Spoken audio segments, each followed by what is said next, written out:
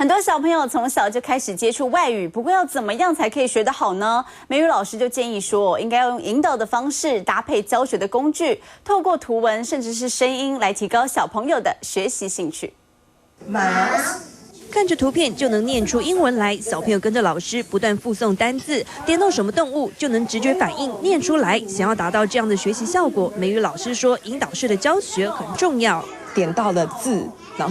后他就会觉得，dolphin 好 ，dolphin 好可爱哦，然后马上去听他的声音，然后这时候呢，我觉得，孩子就会记住比较快。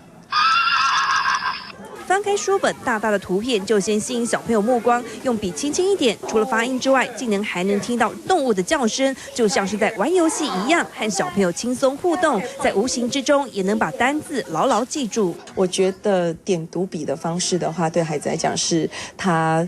也能够比较有效，然后他自己又很开心可以去使用的。善用教学工具来增加小朋友对学习的兴趣，但老师也提醒，千万别给小朋友太大的压力，从生活中学习才能达到事半功倍的效果。3立新闻陶信林婷特报道。